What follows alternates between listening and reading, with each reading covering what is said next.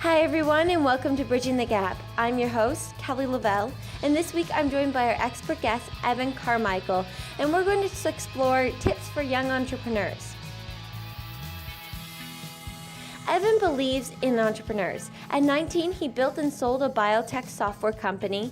Then at 22, became a VC, helping to raise $500,000 to over $15 million for companies. And now he runs evancarmichael.com, a popular website for entrepreneurs. Aiming to help 1 billion entrepreneurs and change the world. I think me and Evan share a lot in common, and so I'm really pleased to have him with us today. And I thought I would bring him on board, particularly since we share some of the same interests in entrepreneurship, to discuss particularly tips for young entrepreneurs or entrepreneurs just getting started. So thank you again, Evan, for joining me today. To start us off, could you share a little bit of how you got started in your own journey? So the first real business that I had was 19, and I had this opportunity to join a software company that was already in existence, and I became an owner versus going to take the dream job that I wanted. I had entrepreneurial tendencies throughout my entire life that kind of went unrealized. You know, I had little businesses on the side and, you know, traded baseball cards and did a whole bunch of different things and made some money at it. But I still thought I wanted to be a banker and have a safe traditional job, mostly because that was my environment. That's what my parents did and my grandparents did, is just get a job and work for a company. And that's what I thought I wanted to do until university, where connecting with those two people changed my life, and I became an entrepreneur, and haven't looked back ever since. I really find it interesting with entrepreneurship, because I don't know about you, but when I connect with entrepreneurs, no one actually consciously always become an entrepreneur, knew that they want to become an entrepreneur. It's kind of something that organically grows and builds over time. For you, when you were first starting out, was it in a similar experience, or how did you, so to speak, find your way? I think now it's a lot easier to have access to opportunities, at least the awareness. I think for me, if I knew about entrepreneurship and young people becoming entrepreneurs, I probably would have found a way to jump on it sooner. It was really that I happened to connect with these two people in university, and it looked like a cool thing, and I was going to regret not doing it, and so I had to take a shot at it. I think honestly, I think Mark Zuckerberg changed a lot of that for a lot of people, becoming this super young, super successful entrepreneur. And now there's so many different resources out there, from YouTube channels and podcasts and interviews, that I think if you're a young person and you have entrepreneurial tendencies, you're probably going to start to realize it a lot sooner, because it's in your environment now. Where when I grew up, I'm not that old. I'm 30. What year is it? I'm 36 right now. But still, when I grew up, when I was super young, there was no internet. I had to go to libraries to get work done. I sound like I'm an old man.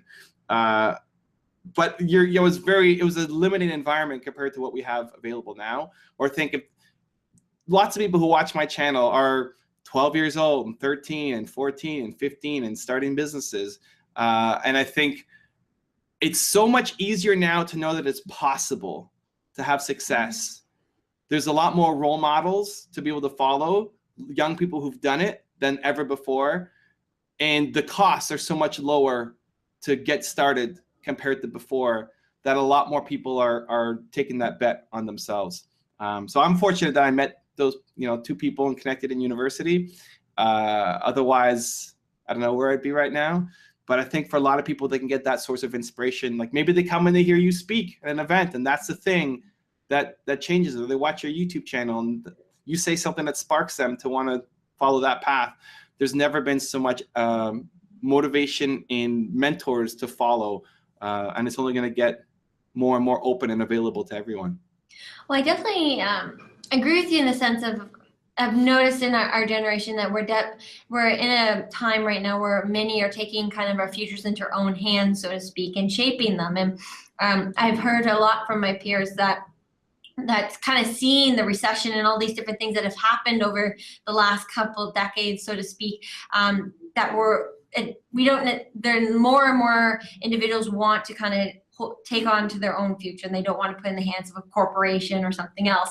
Though when we're entrepreneurs, we end up building our own corporations and becoming that eventually at one point, depending on what your venture is. But And with that in mind, because there is such a huge landscape and more resources to create your venture, it's easy to get started, but what do you feel are those defining traits that make an idea good versus great? Like, how do you go from an idea to successful business? I think if you're looking at personality traits, I think it's across the board. A lot of people think to be an entrepreneur, you have to be an outgoing A-type personality, and it's just not true. If you go and look at whoever the richest people are in the world, and you take away anybody who has inherited wealth, everybody else is an entrepreneur. And most of those people you've never heard of in your life. And the people who are out there being brash and bold, like Mark Cuban or Gary Vaynerchuk, or the people who are yelling and screaming, it's great. It's what they do best. So, like, they should be yelling and screaming because that's what they're so good at. But there's tons of people who are introverted and have had a ton of success. You've never heard of them because the way that they win isn't by being the face and by screaming and yelling. And so it's not about if you're a type A outgoing personality or not, which I think is important for a lot of people to understand because they feel like they won't have success unless they're like that person. Really, it's about one, having an idea, and a lot of people have ideas. So, but that's the seed, that's the foundation, and then you got to do something about it. Like, start. Understand that whatever you start with is never going to be what you end up with. I'm sure when you started what you're doing, it's not what you're doing right now. Your business will evolve many, many, many, many, many times. And so some people are so preoccupied with getting the perfect plan that they never start. And successful entrepreneurs do something about it. They take that idea that they have and they actually just start. And if it fails, they find another way and find another way and find another way. So it's idea plus starting plus perseverance. Just keep going, keep trying, find another way, find another way. That is common across all successful entrepreneurs. But everything else almost doesn't matter. It doesn't matter how much money you have, doesn't matter what school you went to, doesn't matter who your parents are, doesn't matter what country you're from. All the things that you think matter don't. Well, very much so. If you kind of view it as, when you're explaining that, I was envisioning kind of like a brick wall, so to speak, between your idea and your success, so to speak, and entrepreneurs will chip at it regardless of how big of a crack we can make until we can break through. But if you just stare at the wall, you're never going to get through it. I like it. I like it. Now, I really like, so I resonate with you with your mission around the concept of believe and the work that you do. A lot of the work that I focus on is on a similar concept of passion and finding passion and purpose in what you do. So I was just curious to learn a little bit more in terms of kind of the founding principles that brought together your mission and how that has evolved. Sure. When I first started, it wasn't about believe, although I feel like it's always been a part of me. I just couldn't articulate it very well. And I thought maybe I needed new marketing. Something felt off. I'm having some success, but I wasn't feeling satisfied. And it felt like something was off. I thought it was just a marketing tagline, and it wasn't. It was much deeper in that I believe everybody has one word that they stand for. It's the subject of my book. One core value that means the most to them, that's more important than anything else, is more important than money. And when you understand what that is, then you can start to design a life and build a business for the entrepreneurs listening that has a lot more purpose. And so for me, believe breaks down into passion. So it's believe in what you're doing, believe in the work, like you're doing the work to do the work, not just trying to chase a buck, but you actually believe in the work and your passion for what you're doing. It's then also believe in yourself. So having the self-confidence that you can do this, that you have the skills and you have the talent and you can work hard to make it happen. And then believe that it's going to work out.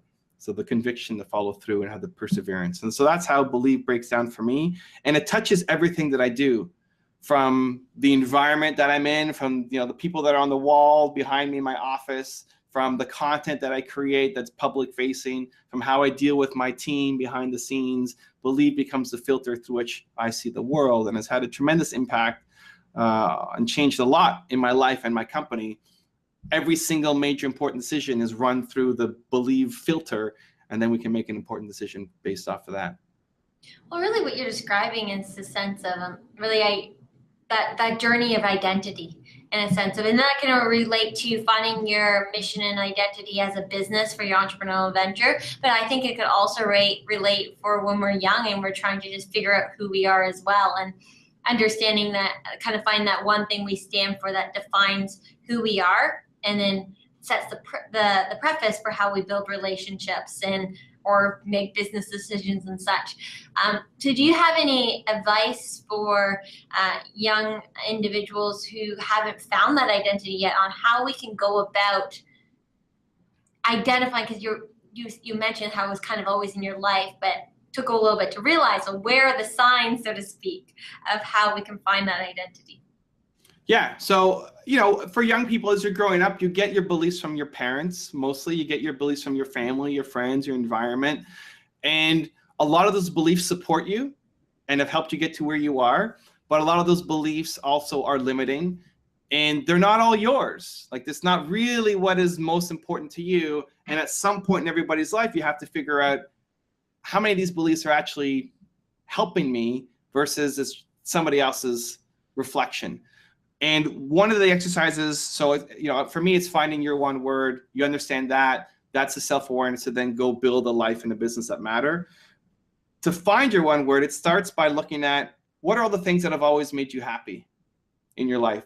So think about your favorite song and your favorite movie and your favorite book and your favorite teacher out of the hundreds of teachers and professors you've had. Who is the one that sticks out the most for you when you forget everybody else? What do you love about your parents? What do you love about your best friends and the people who've stuck with you for years versus others who just come in and out of your life? What is it about them? And make a list of all the things that have made you happy. And then what is it about these things that can string together to find the one core value? So for me, it's believe. My parents told me I'm a Evan Carmichael and I could do anything that I wanted. Let's believe. My favorite movie is Seabiscuit, which is this movie about this racehorse that is too small and a jockey that's too big and an owner that has no money. So like the underdog, believe story. And so anything that's around believe, I just naturally like better. And it's not something that is just like the flavor of the month. It's not a 2017 thing.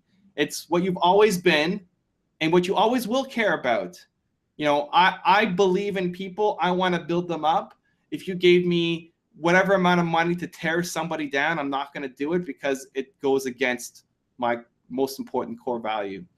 Some people find it easier to go negative, and instead of thinking about the positive things in their life, they think about the negative. So who are the people that you can't stand? Like, you never want to be around this person ever. Maybe it's a family member, maybe it's a friend, maybe it's a coworker, schoolmate. Like, you can't stand these kinds of people.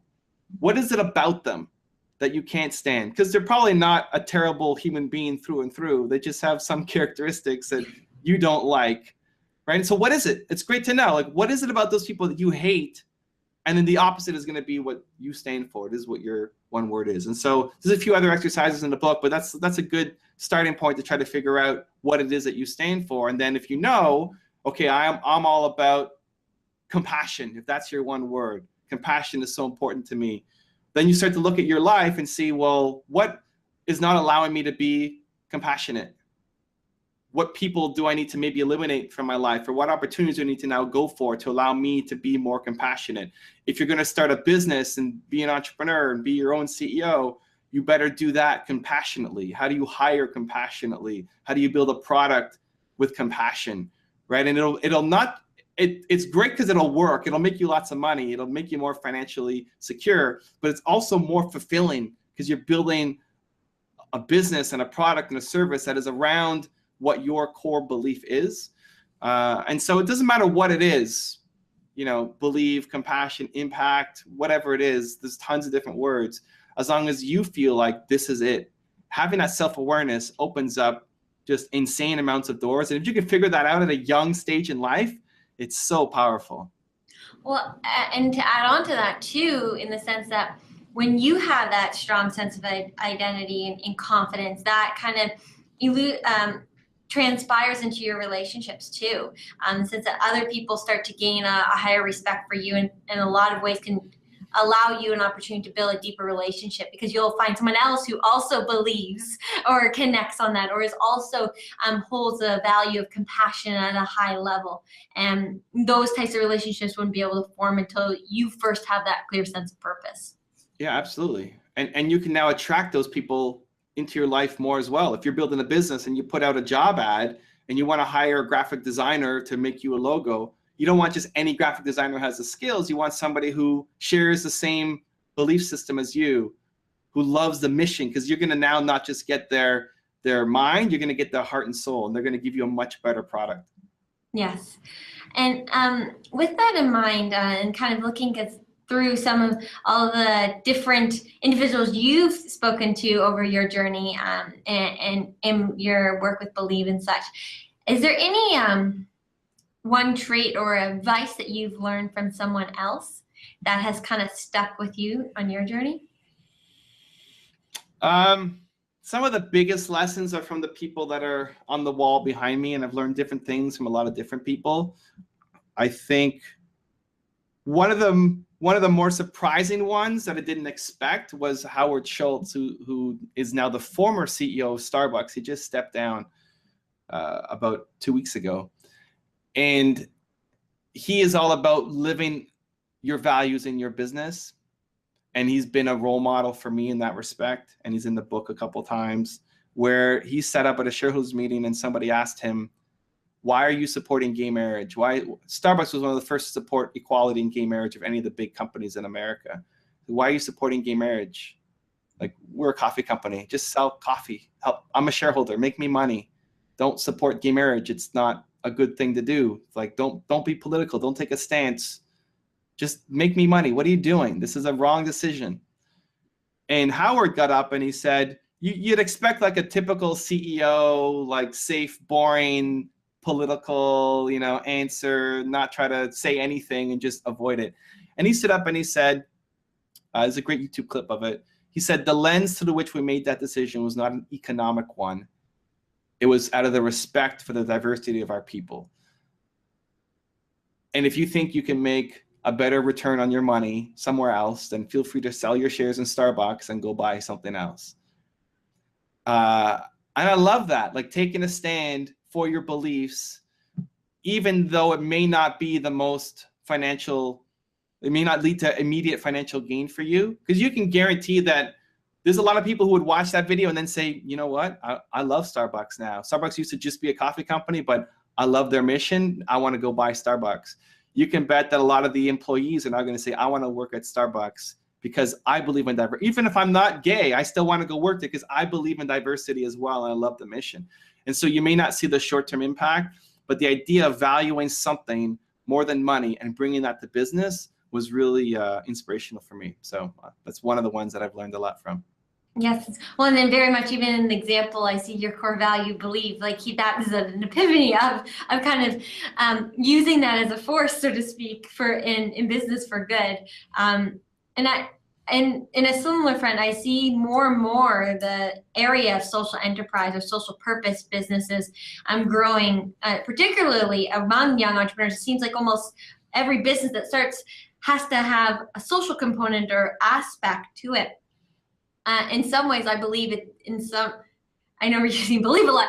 In some ways, I anticipate that this is the way business as a whole will start to move. Do you feel?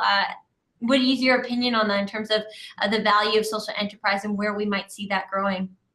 Yeah, I think customers have to care more about their clients. I think customers have had. I think businesses have had a easier time than in the past, and it's going to get more and more difficult. You see companies like The Honest Company, who we featured in the book too, building $1 billion business around an honesty core value, suddenly taking away market share from big companies who don't have a mission, and they did it in a really short amount of time. It's only going to happen more and more and more and more. People don't have a ton of brand loyalty. And part of what really helps is people want to feel connected to a company that is doing something important. So I believe everybody needs to have some kind of mission to make the world a better place. It could be from selling a great product, right? Like your service or product should be solving a need to help somebody out. But I think also contributing back to your community in whatever way you feel is best. Like, you know, you're a great speaker and you like getting out and rallying people. And I have a YouTube channel and a website. Other people may not be as extroverted or want to share or want to get on a stage and talk. Maybe they do it by supporting a local charity or mentoring kids in their area. The most important thing is that it's something that you feel attached to, that there's a cause that you feel attached to, and it's not just some marketing publicity stunt that you're putting on. It's something that actually means something to you. Well, it goes back to what you had said earlier about not always having to be an extrovert in order to be able to lead.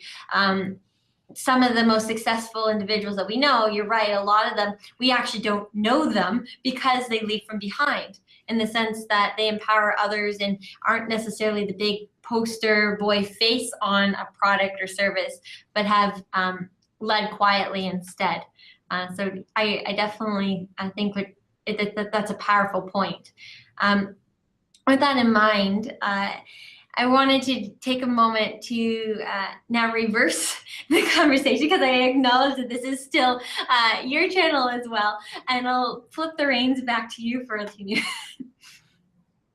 I like it. So, I mean, I think about introvert, extrovert too. One of my favorite top 10s that we did recently was on Ellen DeGeneres, and she says that she's an introvert.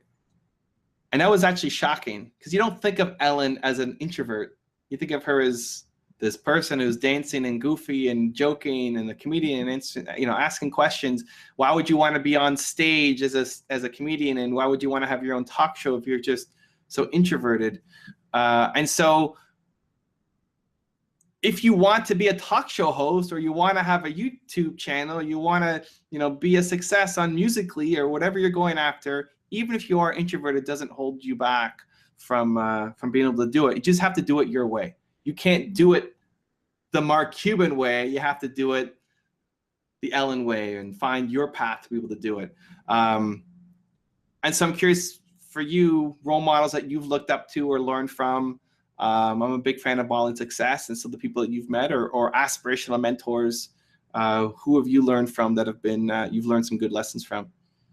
In honesty, I'm asked this question, like, who are mentors and role models, and sometimes I always get stumped when I asked it on the spot, because, and I struggle with it for quite some time. It's like, Kelly, I should know this by now. I should make a list, and so I'm prepared for an interview. And I realized that the reason why I never had an answer was because my true kind of role models or mentors were actually my peers. It was learning of the stories of 10-year-old entrepreneurs and teenagers who were advocating and standing up to their governments and creating access to education in their communities, that continue to inspire me, but also raise the bar and push me forward. So for me, my answer is those of many probably that are listening right now, and the incredible work that they're doing to find their purpose. There's a question coming in from J Rise in the live chat. What's the youngest youth Kelly has ever mobilized? That would be a 4-year-old. Well, what's the story there? It sounds interesting. Well, interesting enough, I actually have my first book coming out at the end of the month on January 30th. We're launching, called The Power of Youth.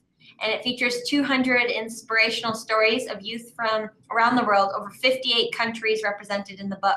And we have as young as 6 in that book.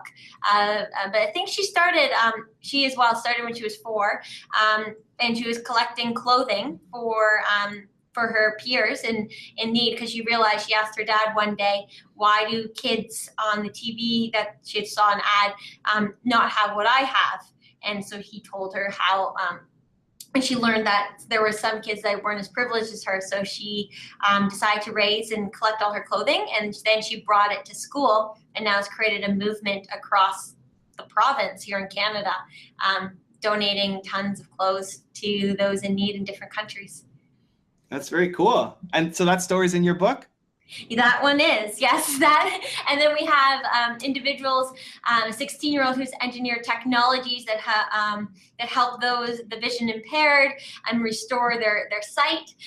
Then we have individuals who have created multi-million-dollar businesses when they were just teenagers. Some really great things, everything from stories of triumph and struggle and overcoming violence and poverty to creating entrepreneurial ventures and technology discoveries.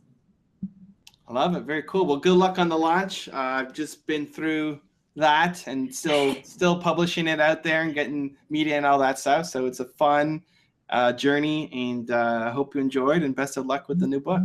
Well, thank you. I think we both have a very similar purpose of helping others find theirs, and so I definitely recommend we're in our dual audiences to, just as a summary, I think overall is find a path of passion and purpose. Once you find that identity, it really does shape your path in terms of everything, in terms of your business, but also your relationships. And if you have that guiding compass to move you in your journey, you'll find your way. I love it.